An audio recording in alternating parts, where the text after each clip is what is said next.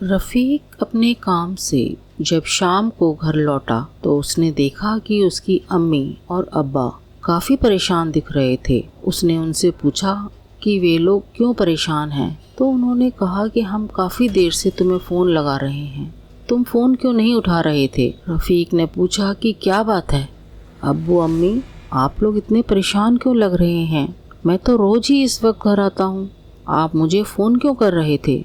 वे दोनों बोले कि बेटा, रेहाना बहू को पता नहीं क्या हो गया है, वो अपने कमरे में बेहोश पड़ी है और जब उस पर पानी के छींटे मारे गए और उसे होश में लाया गया तो उसने उठकर ना जाने कहां से निकालकर मंगलसूत्र पहन लिया, माथे पर सिंदूर लगा लिया। हमने उसे बहुत समझाया कि हम मुस्लिम हैं, हमारे में ये सब नहीं करते हैं, अब तो तुम ही उसे समझाओ। रफ़ीक ने अपने हाथ का बैग उसने अम्मी को पकड़वाया और भागता हुआ अपने कमरे में रेहाना के पास पहुंचा। रेहाना बहुत ही डरी हुई और परेशान अपने बेड के ऊपर सिमटी हुई बैठी थी। रफ़ीक ने उसके पास बैठते हुए कहा कि क्या हुआ है और तुम इतनी डरी हुई क्यों हो, और तुमने ये सिंदूर और मंगलसूत्र क्यों पहन रखा है, तुम्हें तो पता है कि हम मुस्लिम हैं और हम में ये सब नहीं पहना जाता है। रफ़ीक के ऐसा कहते ही रेहाना का ध्यान भी मंगलसूत्र की ओर गया और उसने उसे उतार कर नीचे फेंक दिया। उसने कहा कि रफ़ीक, मेरे कंधों में बहुत दर्द हो रहा है, ऐसा लगता है जैसे कि लोहे के 2 बड़े गोले किसी ने मेरे कंधों के ऊपर बांध दिए हैं। रेहाना एक तरह से दर्द में तड़पते हुए बोली। रफ़ीक, जिसकी शादी अभी 1 दिन पहले ही हुई थी, अभी तो उनकी सुहागरात भी नहीं मनी थी। रफ़ीक काफ़ी परेशान हो उठा जब रेहाना ने उससे कहा कि इस घर में कुछ तो बहुत डरावना है जो मुझे डरा रहा है। उसके ऐसा कहने पर रफ़ीक उठा और उसने उसे सांत्वना दी और कहा कि यहाँ ऐसा कुछ भी नहीं है, जरूर तुम्हारा वहम होगा और तुम्हारे बाजुओं पर मैं अभी दवा लगा देता हूँ। ये कहकर वो दवा लेने के लिए उठा और दवा की शीशी उठाकर वो जैसे ही मुड़ा, उसकी नज़र सामने लगे आईने पर गई जिसमें उसे रेहाना का अक्स दिख रहा था। पर रफ़ीक के होश तब उड़ गए जब उसने एक काले साए को देखा जो रेहाना की गर्दन पर बैठा था। साया किसी औरत का था जिसने अपनी दोनों टांगों से रेहाना पर सवारी करी हुई थी और तभी उस साए ने एक क्रूर मुस्कान के साथ रफ़ीक की ओर अपनी गर्दन घुमाई तो रफ़ीक के मुंह से दहशत भरी फुसफुसाती हुई चीख निकली, रीना। उसी शाम रफ़ीक ने उसी काले साए को आंगन में भी निकलते देखा। आखिर कौन थी ये रीना जिसकी आत्मा रेहाना को परेशान कर रही थी और रफ़ीक के घर पर कब्जा करके बैठी थी। रफ़ीक और उसके अब्बू अम्मी ने रेहाना से कौन सा राज छुपा कर रखा था। तो चलिए आगे बढ़ने से पहले अगर आपने मेरे चैनल को अभी तक सब्सक्राइब नहीं किया है तो कृपया चैनल को सब्सक्राइब कर लीजिए और अगर कहानी पसंद आए तो कहानी को लाइक करके मुझे सपोर्ट भी कीजिए। रात का अंधकार घिर चुका था। रफ़ीक आंगन में खड़ा हुआ कुछ सोच रहा था कि तभी एक काला साया उसे धक्का देता हुआ तेजी से उसका नाम बुदबुदाता हुआ रफ़ीक पीछे से निकल गया। रफ़ीक घबरा कर पीछे हटा तो दीवार से टकराकर नीचे गिर गया। उसके सिर में हल्की चोट आई। वो उठा और तेजी से घर में घुसकर उसने दरवाजा बंद कर लिया। आज जब मेहमान जा चुके थे, रेहाना और रफ़ीक की सुहागरात थी। रफ़ीक जब अपने कमरे में पहुंचा तो रेहाना तैयार होकर अपने बेड पर बैठी हुई थी, पर रफ़ीक के सिर में बाहर गिरने की वजह से हल्का दर्द हो रहा था, इसलिए उसने रेहाना को सोने के लिए बोल दिया और खुद भी कपड़े बदलकर सो गया। रेहाना बहुत ही मायूस हो चुकी थी। पहली ही रात में पति के इस व्यवहार ने उसे बड़ा ही दुखी कर दिया था, पर उसे लगा कि शायद रफ़ीक सचमुच में ही थका होगा, इसलिए वह भी कपड़े बदलकर सो गई। आधी रात का वक्त था। अचानक रेहाना की नींद किसी चीज के जलने की बदबू से खुल गई। उसने आंखें खोली तो उसने सामने कुर्सी पर रखा उसका सुहाग का जोड़ा भग भग जलते हुए देखा। वो चीख कर उठी और उसने रफीक को जोर जोर से हिलाना शुरू किया। उसकी आवाज सुनकर रफीक भी चौंक कर जाग उठा और जब उसने कपड़े जलते देखे तो भागकर आग बुझाई और रेहाना को शांत किया। रेहाना की आंखों में जो सवाल था उसका रफीक के पास कोई जवाब नहीं था।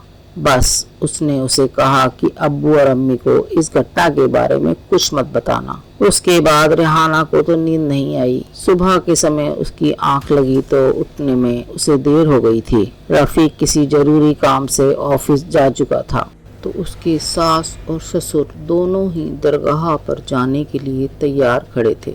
उन्होंने कहा कि तुम नहा धो लो, जब रफीक आएगा तो हम शाम को खाना एक साथ खाएंगे। तुम्हारा नाश्ता बना रखा है, तुम खा लेना।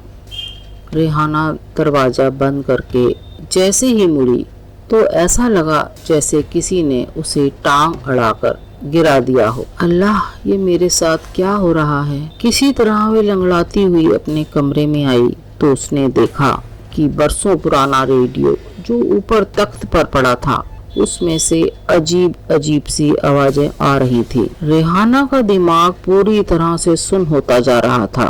उसके बिस्तर पर चारों तरफ सिंदूर, कांच की चूड़ियां फैली पड़ी थीं। उसने सोचा कि ये तो किसी हिंदू औरत का सामान है, भला यहाँ इसे कौन इस्तेमाल करता होगा।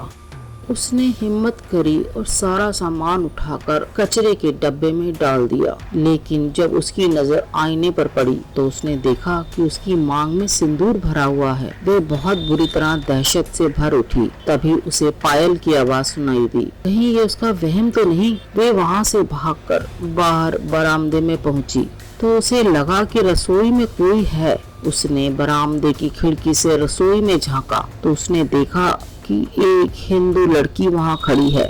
उसने डरते हुए उससे पूछा, वे कौन है और अंदर कैसे पहुँची? तो उस लड़की ने अपना सिर घुमाया। वो एक बार में ही चारों तरफ अपना सिर घुमा रही थी। उसकी आंखों की जगह गहरे काले गड्ढे थे। उसके बाल उसकी एड़ियों को छू रहे थे और उसके होठों से दो पैने नुकीले कीले बाहर निकल रहे थे। रेहाना ने उसको देखा और चीख मारकर वहीं गिर पड़ी और फिर वे शायद पूरी रात ही बेहोश पड़ी रही।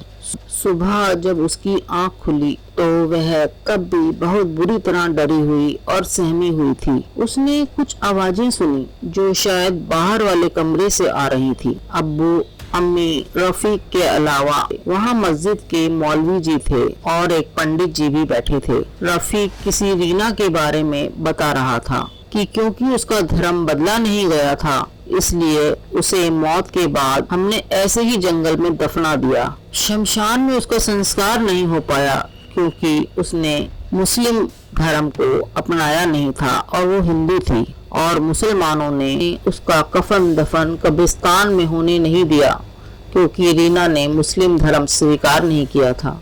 और रफीक फूट फूट कर रोने लगा। सब तरफ सन्नाटा छा गया। अब रेहाना से रहा नहीं गया और वो आगे आई। उसने अपनी सास से पूछा कि ये रीना कौन थी जिसकी आत्मा मुझे परेशान कर रही है। अम्मी ने झिझकते हुए कहा, रफीक की पहली पत्नी जो हिंदू थी उसने आत्महत्या कर ली थी, अपने को आग लगाकर। रेहाना का दुख से बुरा हाल हो गया। वो बोली, मुझे धोखा दिया गया, मुझसे इतना बड़ा सच छिपाया गया। तब मौलवी जी ने कहा कि अगर अब तुम रफीक को छोड़कर जाने की सोचोगी तो फिर एक बार कयामत टूटेगी, क्योंकि रीना ने भी रफीक का विश्वास नहीं किया था। वो उसे अपने साथ बाहरी देश नहीं ले जा पाया क्योंकि उसका वीजा नहीं लग रहा था। तब रीना ने उसके ऊपर लाछन लगाकर और उसके अब्बू और अम्मी को फंसाने के लिए आत्महत्या कर ली। माना रफीक को तुम्हें अपनी पहली निकाह के बारे में बताना चाहिए था, पर वह बहुत अच्छा लड़का है, तुम अल्लाह पर विश्वास रखो। तभी पंडित जी ने रीना की आत्मा को शांति दिलवाने के लिए एक पूजा करने के लिए कहा और अगली रात जब नारायण बलि की पूजा का इंतजाम हुआ तो वास्तव में एक बहुत ही भयावना दृश्य था। पंडित जी ने, क्योंकि रीना का अंतिम संस्कार नहीं हो पाया था, पूरे रीति रिवाज के साथ अंतिम संस्कार का इंतजाम करवाया। रात के अंधकार में लालटेन और टॉर्च की रोशनी में ही सब हो रहा था। धीरे धीरे चलती हवा में अब कुछ तेजी आ चुकी थी, जैसे आंधी आने वाली हो। रफ़ीक रीना की अस्थियों को खोद रहा था। पंडित जी ने हवन तैयार किया और एक अर्थी तैयार की। उस पर आटे से बनाकर रीना का एक पुतला लिटाया गया। उसे लाल वस्त्रों से सजाया गया। पर जैसे ही रीना की हड्डियां बाहर आने लगीं, वैसे ही रीना की प्रेत आत्मा रफ़ीक के सिर पर मंडराने लगी। वो रफ़ीक को दिखाई दी और उसे बहलाने लगी कि रफ़ीक, मैंने ये सब तुम्हारे प्यार में किया। तुम मुझे अकेला छोड़कर क्यों चले गए थे? देखो, मैं आज भी तुम्हारे इंतज़ार में भटक रही हूँ। आओ रफ़ीक, आओ, चलो मेरी दुनिया में चलो, वहाँ हम आराम से रहेंगे। रफ़ीक उसके जाल में फंस चुका था। उसने कुदाल छोड़ दी। वो धीरे धीरे रीना की तरफ बढ़ा। उसने अपना हाथ उसकी तरफ बढ़ाया। रेहाना अपनी सास के साथ डरी चिपकी बुरी तरह रो रही थी। निकाह के दूसरे दिन ही यह सब अनुभव उसके लिए बड़ा ही भयानक कंपा देने वाला था। रीना की आत्मा सिर्फ रफ़ीक को ही दिखाई दे रही थी। अचानक पंडित जी का ध्यान रफ़ीक के रुके हुए हाथों की तरफ गया। उन्होंने देखा कि उनके पीछे से कोई चीज़ बड़ी ही तेजी से निकल कर गई। पंडित जी का पूरा शरीर थर थर काँप गया और वो पसीने से तरबतर हो उठे। ना जाने कहाँ से एक उल्लू उनके ऊपर चक्कर काटने लगा। उसके मुंह से इतनी अजीब आवाज़ें निकल रही थी कि सब खड़े लोगों के प्राण हलक में आ गए थे। पर पंडित जी ने ईश्वर को याद किया और रफ़ीक को देखकर बोले कि रफ़ीक, जल्दी अस्थियाँ निकालो, वक्त निकला जा रहा है। लेकिन रफ़ीक तो रीना की तरफ बढ़ता ही चला जा रहा था। अब पंडित जी को जब प्रेत आत्मा की उपस्थिति का एहसास हुआ तो उन्होंने मंत्रों से पड़ा हुआ पानी रफ़ीक के ऊपर फेंका। रफ़ीक के ऊपर जैसे ही जल पड़ा, उसके ऊपर रीना का जो जाल फैला हुआ था वो टूट गया। पंडित जी चिल्लाए, रफ़ीक, अस्थियाँ निकालो, वे मृत आत्मा हैं, उसकी बातों में मत आओ। उनके ऐसा कहते ही रीना की आत्मा अत्यधिक क्रोध में भरकर सबके सामने आई। वो बड़े ही भयानक रूप में थी। उसकी आंखें अंगारे बरसा रही थी। उसके बाल आकाश में उड़ रहे थे। उसका सिर्फ ऊपर का शरीर ही दिखाई दे रहा था। नीचे का धड़ कहीं हवा में ही विलीन था। उसने पंडित जी के ऊपर हमला कर दिया और उन्हें उठाकर दूर फेंक दिया। पंडित जी की चीख निकल गई, पर उनका मंत्रोच्चारण रुका नहीं, क्योंकि वही तो उनकी शक्ति थी। वे तेजी से उठे और मंत्रों का जल रीना की प्रेत आत्मा पर फेंका। उससे वे वहां से कुछ वक्त के लिए तो ओझल हो गई। इतनी देर में रफ़ीक अस्थियां निकाल चुका था। उसने उसे पंडित जी के कहने पर आटे से बने पुतले पर रखा और जल्दी जल्दी बाकी की सामग्री डालकर उसे लाल चुनरी उड़ा दी। एक बार को रफ़ीक की आंखें आंसुओं से भर आईं। उसे वे मंजर याद आ गया जब रीना ऐसी ही लाल साड़ी पहने, सिंदूर भरे और मंगलसूत्र पहने उसके घर आई थी। पर आज उसकी अस्थियां उसके सामने पड़ी थीं। पंडित जी बोले, बेटा, देर मत करो, अग्नि दे दो अपनी पत्नी रीना को। और एक बार फिर रीना की आत्मा की शांति के लिए मंत्रों का उच्चारण शुरू हो गया। रफ़ीक ने उसकी चिता में आग लगा दी। रीना फिर चीखते हुए, तड़पते हुए सामने आई, पर अब वे बेबस दिख रही थी। धीरे धीरे चिता भभक उठी और उसके बाद शांत होती चली गई। आखिर में रीना की आत्मा को शांति मिल ही गई। पंडित जी ने रफ़ीक से दूसरे दिन आकर अस्थियों को पवित्र जल में प्रवाहित करने को कहा। रेहाना और सभी की सांस में सांस आई।